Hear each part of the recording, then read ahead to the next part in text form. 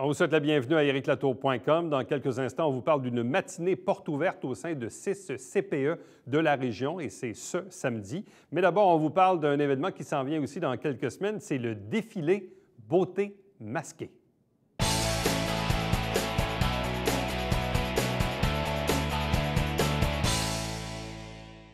Samedi, le 26 mai, à Saint-Jean-sur-Richelieu, à la Boîte, c'est la 4e édition du défilé Beauté masquée. Avec nous pour en parler, l'organisatrice Vicky Baribeau. Bonsoir et bienvenue. Bonsoir. Qu'est-ce que c'est le défilé Beauté masquée? En fait, c'est un défilé de mode sous forme de spectacle ouvert au public. Fait qu'en fait, il y a différentes formes de spectacles. D'une année à l'autre, ça a changé. Cette année, là, je les ai toutes insérées. Habituellement, c'était soit avec la danse, du chant, des artistes chanteurs ou danseurs. J'ai dû des troupes burlesques, mais là, cette année, ils vont vraiment tous en faire partie. OK, donc c'est vraiment un tout, là. C'est un tout. Fait que c'est vraiment un show mode, que oui, on voit les nouvelles tendances. C'est sûr que moi, je m'occupe beaucoup de la portion coiffeur, mais aussi, ça vient vraiment toucher de la mode, les vêtements, mais tout ça animé sous forme de spectacle. Ça a commencé comment? Ça a commencé, dans le fond, c'était en 2011, le premier. Bien, en fait, moi, je travaille aussi dans des shows de coiffure, puis je voulais pas attendre de travailler au départ pour une compagnie quand j'ai commencé à l'organiser. Okay. Finalement, entre-temps, j'ai commencé à travailler aussi pour une compagnie, pour Jerko. Mais c'est comme mon projet personnel que je fais pour le public, puis ça a bien fonctionné. C'est un peu différent que quand je travaille sur des shows de coiffure qu'on fait seulement pour les coiffeurs. Là, j'ai fait une formule pour le public. Fait que autant les coiffeurs peuvent venir assister à l'événement, voir les nouvelles tendances que je reproduis, qu'on crée en show, mais aussi il y a le côté divertissement pour les spectateurs, en fait. Est-ce qu'il y a le côté vestimentaire aussi? Oui, il y a le côté vestimentaire, fait qu'avec soit des boutiques, designers, fait que vraiment, on vient chercher bijoux, linge, souliers, ça dépend des années, là, c'est encore à voir. C'est ça. Fait que c'est vraiment, puis maquillage, cheveux, aussi, tout. Là. Oui. Fait que c'est vraiment un tout, là. Oui, puis on essaie d'encourager beaucoup le local le plus possible, vu qu'on... Le plus de Saint-Jean et environ, dans le fond, Rive-Sud ou Montréal, le plus proche possible, puis en même temps, ça montre les talents sous différentes formes pour différents métiers aussi.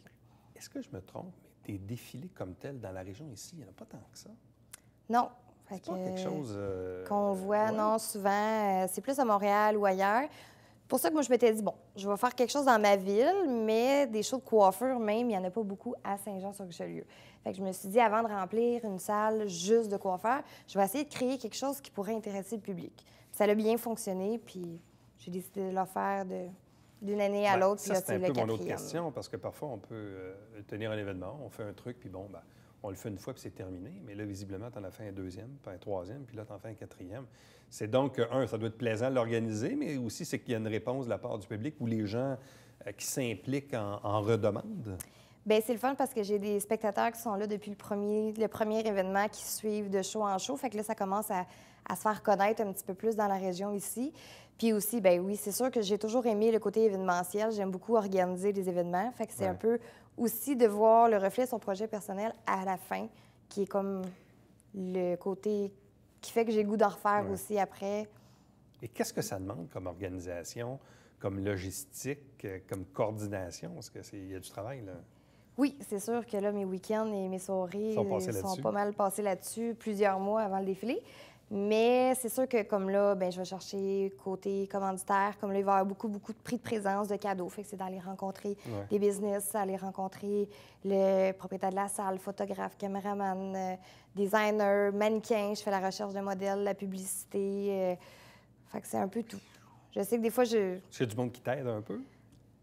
Pas beaucoup. Je prends beaucoup sur mes épaules, mais je l'ai toujours fait. Fait qu'on dirait que là, de remettre dans les mains de quelqu'un d'autre un de tes projets que tu as toujours fait de A à Z, c'est difficile pour moi de déléguer. Et là, tu as besoin de combien de mannequins?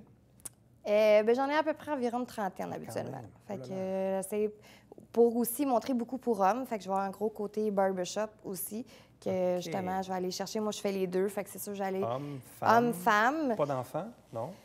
Bien là, c'est à voir. OK, peut-être. Peut-être. J'ai un designer peut-être potentiel et des enfants potentiels. C'est sûr que là, c'est beaucoup de gérance. Puis dans le backstage, c'est sûr que c'est ça. Il y a beaucoup de mannequins, les designers. Puis souvent, quand j'avais juste des designers, j'avais pas nécessairement de designer enfant ou quoi que ce soit.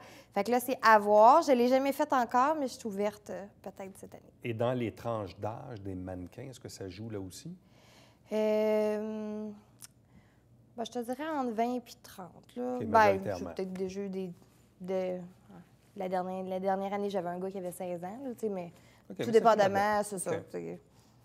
Je vois avec la personnalité aussi, parce qu'il faut autant que ça fit pour montrer les tendances, son cheveu, mais la personnalité aussi sur scène. Fait que je vois vraiment cas par cas. Et c'est quoi les tendances de l'industrie là, dans le monde de la coiffure que tu connais bien? Là? C'est quoi les tendances ces temps-ci? Par exemple, les femmes, là, ils veulent quoi? Là? Comme type de coiffure, coupe de cheveux, couleur, mèche, je sais pas, là. Bien là, je te dirais, depuis quelques années, les couleurs créatives reviennent beaucoup, beaucoup tendance. Moi, c'est sûr, c'est une de mes grosses forces, les couleurs créatives. Fait que c'est sûr qu'on va voir beaucoup de couleurs dans le show. Mais c'est sûr que ça ne rejoint pas toute la population, on va se le dire. Il faut avoir un style en particulier pour porter ça. Mais je te dirais, l'été, les balayages ombrés, au lieu que ce soit toutes les pointes, en tout cas. Les pâlir beaucoup l'été. Le changement de saison, là, c'est vraiment les gens veulent du changement. Mais comparativement aujourd'hui, maintenant, les tendances, il y en a beaucoup plus, puis on adapte selon la personne qu'on a sur notre chaise. C'est comme les cuivrés sont tendance, les rouges, les blonds, les bruns, mais c'est la façon de l'apprêter puis la façon de le faire à ta cliente qu'elle le porte bien puis ça y fasse bien. T'sais, comparativement à il y a une couple d'années, friser ta mode, tout le monde est frisé. Mais ça ne fonctionne plus comme ça aujourd'hui parce que ça ne fait pas nécessairement tous bien à tout le monde. C'est sûr qu'on essaie d'adapter chaque coiffeur, dans le fond, créer quelque chose sur mesure pour notre cliente, s'inspirer des tendances, mais quand on va voir des shows, on s'inspire d'eux. On prend quelque chose qu'on va venir adapter à la personne, qu'on va trouver que ça va bien lui faire. Même probablement que les clients eux-mêmes vont dire hey, « j'ai vu telle ou telle personne » ou ils vont prendre même une photo ou sur leur téléphone. Puis c'est sûr que, c'est ça que je veux, les vedettes, les personnalités publiques sont beaucoup... nous arrivent beaucoup avec des photos. Ah, t'as-tu vu? C'est sûr. La même chose, même dans les vêtements ou même dans le maquillage, mais dans les vêtements, on va dire hey, j'ai vu un tel, l'autre fois, il y avait tel type de veston, c'est le genre de veston que pour homme. Ou pour femme, exemple, j'ai vu telle robe, c'est le genre de robe que je veux. Donc, c'est ça aussi les... Mais en fait, c'est du rêve, c'est du divertissement, c'est de la nouveauté. C'est ça, de la nouveauté. Puis je pense que le printemps, c'est la saison que les gens recherchent le plus de nouveautés. C'est un peu pour ça que j'ai choisi la date, le 26 mai, pour l'événement. C'est que c'est juste avant l'été, vers milieu du printemps, fin du printemps. Juste avant l'arrivée de l'été, c'est là qu'on a envie de s'acheter du nouveau linge, d'avoir des nouveaux cheveux, du nouveau maquillage, de sortir de la maison aussi, aller voir un événement. C'est toujours plus agréable que quand il fait moins 30 dehors. Fait que c'est vraiment la période de l'année que les gens recherchent le plus de changements puis que nous, on est dans le plus occupé au salon si on a, à part mettons, les fêtes, là. Mais c'est vraiment une période où ce que les gens recherchent de la nouveauté, mais dans tout, je pense, pas juste dans la mode, là. À la boîte, il peut rentrer combien de personnes à peu près? D'après moi, au moins 500. Ah, facilement? Oh là là, OK. Fait qu'il y a de l'espace en masse. Oui. Et là, ça fonctionne comment?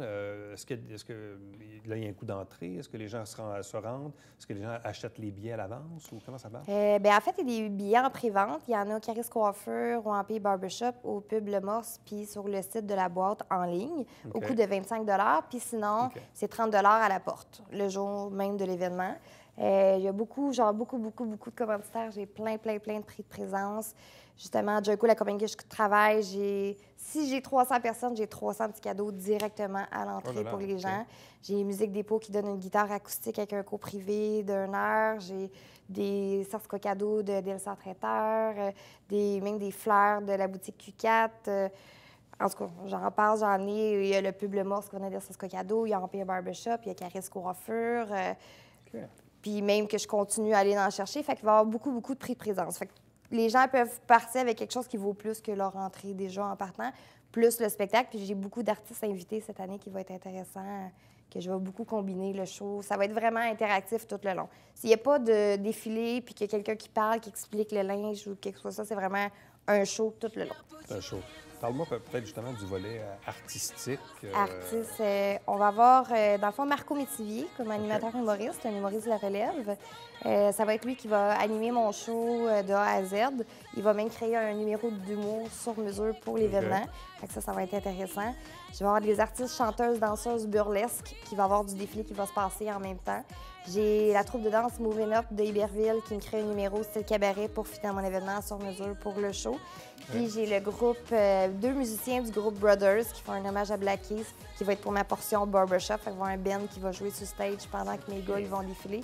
Fait que ça va être vraiment beaucoup interactif, mais j'essaie de mixer le côté spectacle avec le défilé. Fait que c'est vraiment, t'as plein de choses à regarder pendant le show. Fait que oui, mettons, c'est du défilé, mais pendant la partie, mettons, homme, bien justement, il y a le band qui joue en même temps, qui vient comme donner un petit côté plus spectacle. Et là, qu'est-ce qui te reste à faire d'ici le 26 mai? Bien, j'ai encore un peu de recherche à faire côté designer. Je les ai pas toutes trouvées encore, de qu'est-ce que moi je veux, que je visais. Il me manque quelques mannequins à trouver, quelques designers, puis c'est pas mal ça. Après, bien, il va rester à faire la préparation de modèles, les couleurs, parce que je fais beaucoup de coloration pour le show. Mais là, c'est la semaine même. Puis le script du show tel quel, bien là, on peut pas le faire trop d'avance. Ça, c'est un petit peu plus vers la fin, là, plus dernière minute qu'on vient... toute cette OP qui passe quand, à quelle heure, quelle tune, tout ça. Puis je vais avoir un DJ, John Nadan, qui vient de Saint-Jean aussi, qui va faire la soirée. Puis il va y avoir un after party après, bien, dans le fond, une soirée VIP pour tous les spectateurs sont invités à rester dans la salle directement, mais avec tous les artistes, les mannequins, tous ceux qui ont participé à l'événement vont rester après le show et tous les spectateurs vont avoir la chance de les rencontrer, leur parler, prendre des photos, échanger avec eux. Fait que ça, c'est un petit côté que j'ajoute cette année que j'ai jamais fait, que je trouvais qu'il peut être intéressant. Quand moi, je vois des shows, j'aime ça avoir le côté humain après d'échanger avec eux. Fait qu'on va reproduire ça cette année. Alors donc, 4e édition du défilé Beauté masquée, samedi le 26 mai, 19h30, à la boîte ici même sur la rue Saint-Jacques, à Saint-Jean-sur-Richelieu. Donc, on va vous souhaiter évidemment la meilleure des chances. Bien, merci beaucoup. Et honnêtement, ça s'annonce assez gros, assez big, là. Quand même, là, j'ai investi le tout pour le tout cette année. Merci. Merci. Reste avec nous, on vous revient après ceci.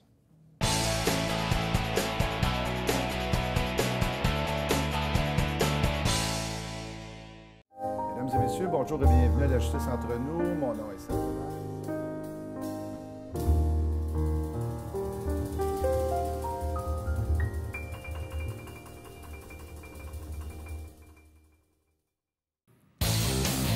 Salut, ici Alexandre Baudouin. Et François Trépanier. François, cette semaine à Sport Express, on parle du Fonds jeunesse Tennis Nice. Oui, avec Éric Gélina, Stéphane Laroche et moi-même, ça a l'air. Ben oui, ça a l'air que t'es là-dedans, toi. oui. OK, pas ça.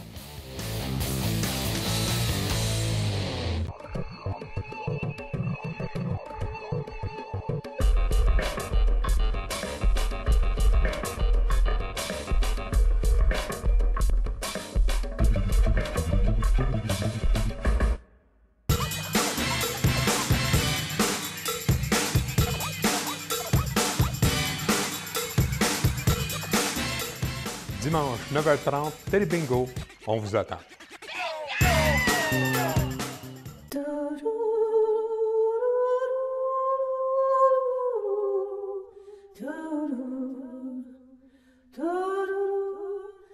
Coulisses Bêta, jeudi, 19h.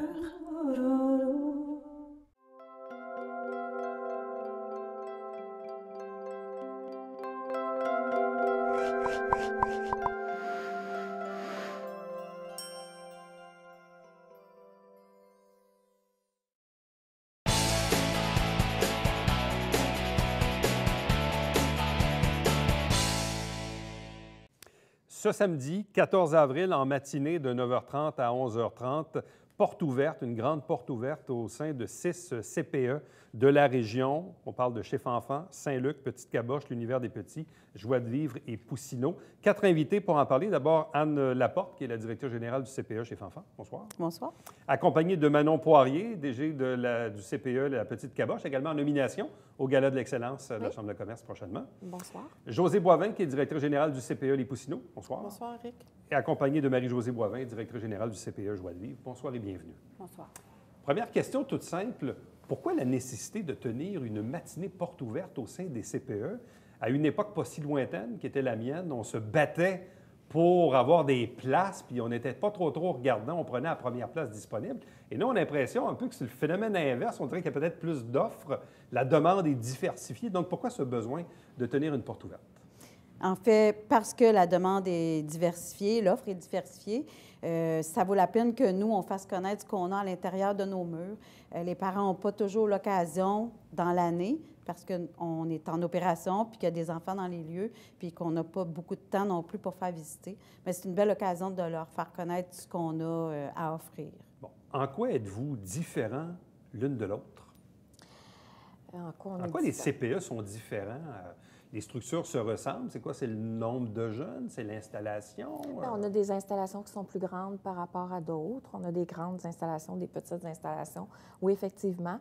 Ce qui est offert chez Anne, le programme éducatif est différent de mon programme éducatif. Ça se rejoint, mais c'est différent. On a chacun nos couleurs. On apporte chacun nos couleurs dans nos installations. Bon. Est-ce qu'il arrive souvent dans une année que les parents vous font mention, ou en fait les parents qui éventuellement vont faire affaire avec vos services souhaitent visiter vos installations? Oui, ça arrive à quelques occasions. On reçoit des coups de téléphone. Les gens voudraient venir visiter avant. Comme disait Anne tantôt, on n'a pas toujours le temps de le faire, mais on trouve ça important parce que justement, les parents ont le choix maintenant et on veut vraiment se démarquer. Donc, c'est pour ça les portes ouvertes ce samedi. On veut offrir l'occasion aux futurs parents, aux familles aussi qui n'ont pas l'occasion de venir, des familles, des enfants qui sont présents, de venir voir qui on est, puis pouvoir comparer, puis pouvoir mieux choisir quand ils recevront un appel. Bon. La porte ouverte s'adresse au public, s'adresse aux parents, évidemment, qui seront de futurs utilisateurs de vos services avec leurs enfants. Mais également, vous souhaitez que cette porte ouverte soit destinée peut-être à de futurs employés. Effectivement, oui.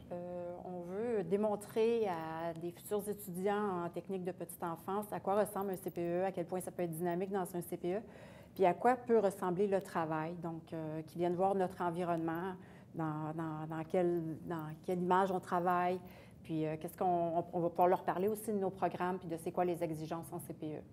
Bon. Est-ce que c'est la première fois que vous tenez ce genre d'événement-là?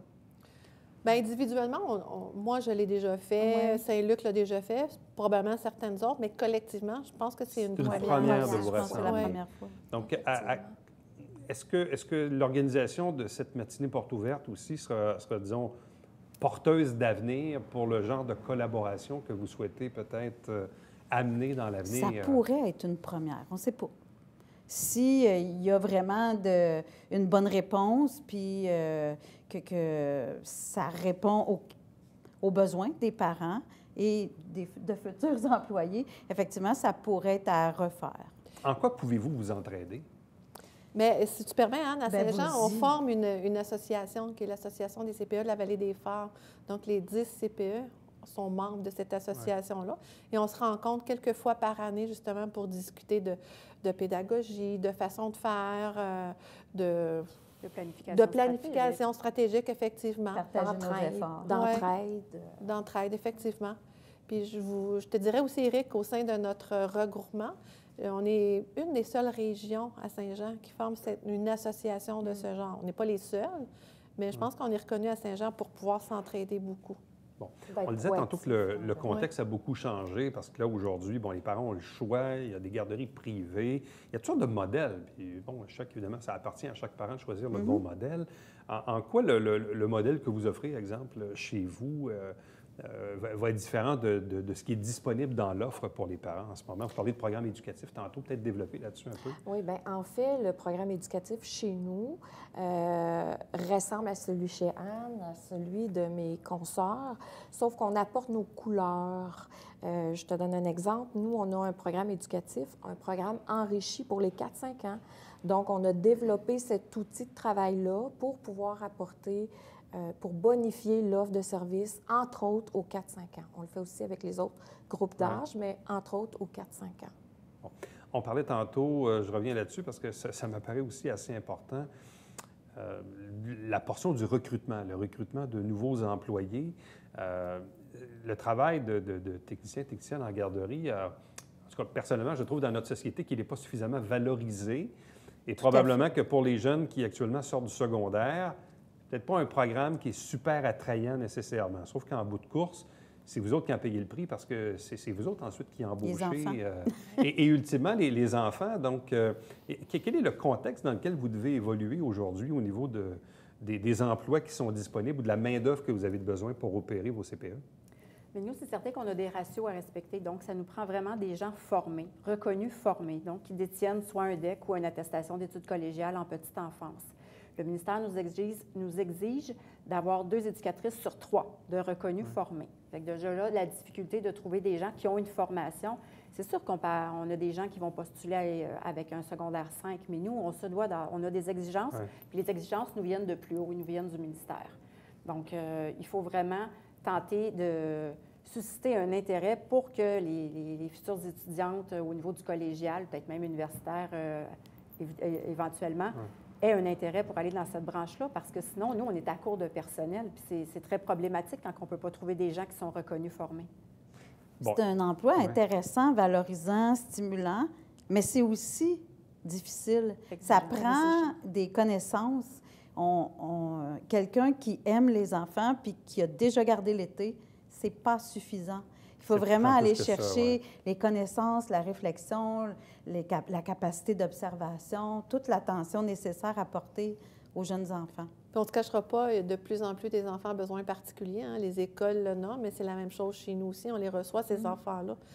Et puis, les éducatrices ont besoin de formation pour pouvoir travailler avec ces enfants-là. Puis, il y a le projet de loi 145 qui axe beaucoup sur la qualité des services aussi. Ouais.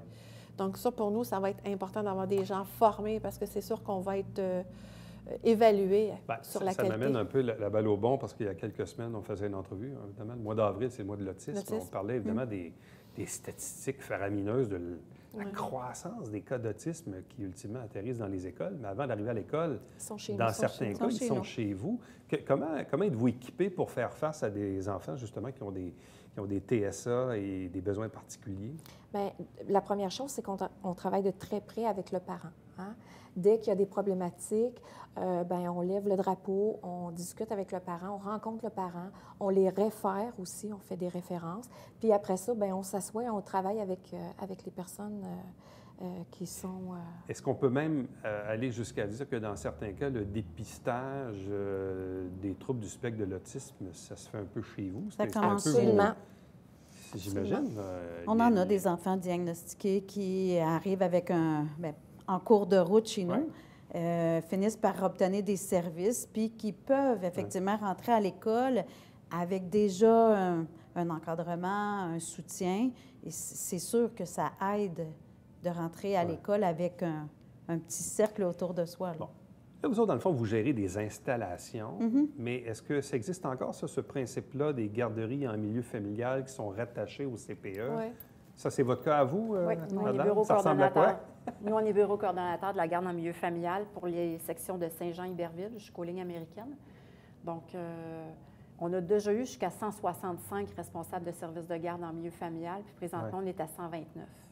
Donc, même de ce côté-là, il y a certains désintérêts. Il y en a qui ont fermé pour aller au privé parce que c'était plus avantageux pour elles. Donc là, ça veut dire que parce que vous me corrigerez, mais on disait il y a un certain temps, à partir du moment où madame est enceinte, il faut quasiment s'inscrire tout de suite si on va être sûr d'avoir une place. C'est encore vrai, ça? Oui. Oui, pour les tout-petits, oui.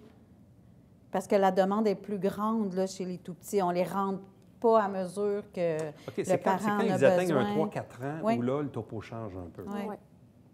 Parce que l'offre change aussi, c'est ça? Oui, mais en milieu, en installation, on a des pouponnières à 5 enfants.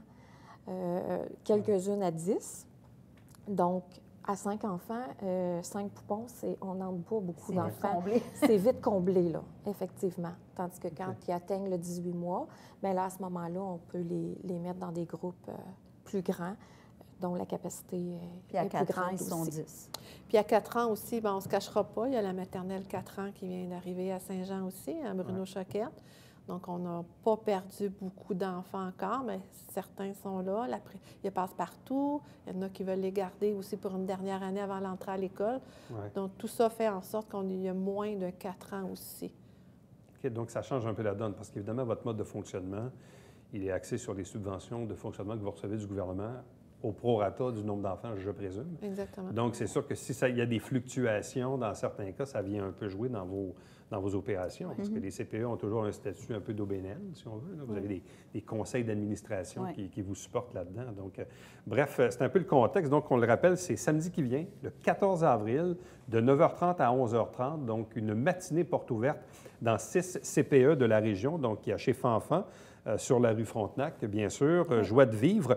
Vous avez des installations autant à Saint-Blaise, sur la rue Roman, sur la rue Laurier, sur la rue Saint-Denis, à Saint-Alexandre, pardon, je me suis trompé. Oui. Je vous ai visé, mais je le disais comme ça. Donc, vous avez plusieurs installations. On est éparpillés, en plus de la garde en milieu familial. En plus de la garde dans le milieu familial. Bon, la petite caboche sur la rue Coderre, sur la rue Lahaut, sur la rue Courville, 28e avenue à Sabrevois, à Henryville également. Oui. Bon, les Poussineaux, vous êtes sur Provençal dans NDL, mais vous êtes également du côté de l'Acadie. Oui. Saint-Luc a une installation, évidemment, sur la rue Bernier, sur la rue France également, et l'Univers des Petits sur la rue Choquette et la 2e rue à Iberville. Donc, c'est beaucoup d'installations, Oui. là. Oui.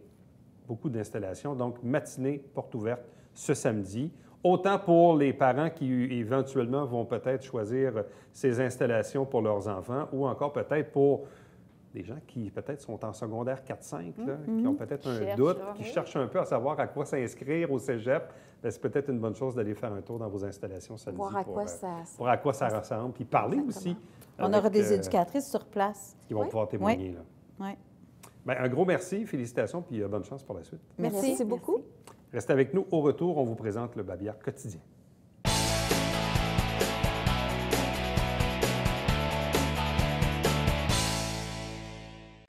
La Ville de Saint-Jean-sur-Richelieu vous rappelle que vous avez jusqu'au 15 avril pour retirer votre abri d'auto temporaire, si vous préférez les fameux abris Tempo, entre autres. Donc, maximum 15 avril. Parlant de la Ville de Saint-Jean-sur-Richelieu, chaque semaine, on vous présente des extraits des travaux du conseil municipal. Vous avez un rappel de l'horaire de diffusion de l'émission qui se retrouve également sur notre site Internet. Le Télébingo, lui, c'est tous les dimanches matins, 9h30 en direct, 4 000 $ en prix. 30 dépositaires dans la région pour acheter vos livrets et pour avoir la liste des détaillants, vous allez sur le site Internet www.tvhr9.com.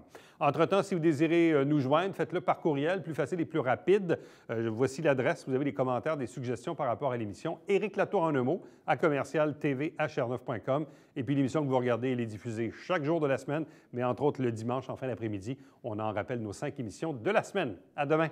Bye-bye.